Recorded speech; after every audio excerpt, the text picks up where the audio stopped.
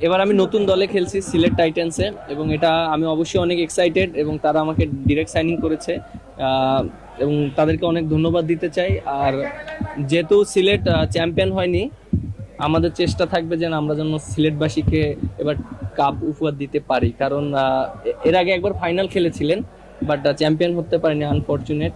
But আমরা চেষ্টা করব ভালো খেলার জন্য। এবং যেটা বললো যে হ্যাঁ, আমরা বেশ কিছু সিলেটি প্লেয়ার নিয়েছি, যেহেতু আমাদের সিলেট টিম এবং ফ্যান ফলোয়ার অনেক ভালো, সেইভাবে আমরা ভালো একটা কম্বিনেশন করে চেষ্টা করেছি ভালো একটা টিম করার জন্য।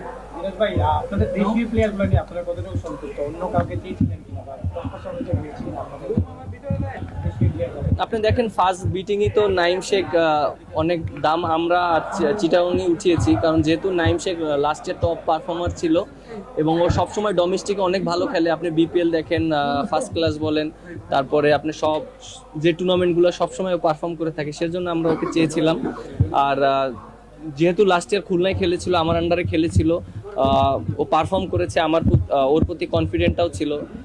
যেহেতু লাস্ট পর্যন্ত আমাদের একটা বাজেটের ব্যাপার ছিল, সেজন্য টিম ওইভাবে যারা চিন্তা করেছি লাস্ট পর্যন্ত ওকে ছেড়ে দিতে হয়েছে। মোহাম্মদ আমিরকে ডিরেক্ট জানিয়ে নিয়েছেন। মোহাম্মদ আমিরকে নিয়ে কি বলছিলেন? বোলার এবং কি আগেও সিলেক্ট দলে খেলেছেন। হ্যাঁ, ও তো অনেক এক্সপিরিয়েন্স প্লেয়ার এবং দেখেন যে ওর যে এক্সপিরিয়েন্সটা আছে সেটা যদি কাজে লাগাতে পারি তাহলে টিম অনেক হেল্প হবে।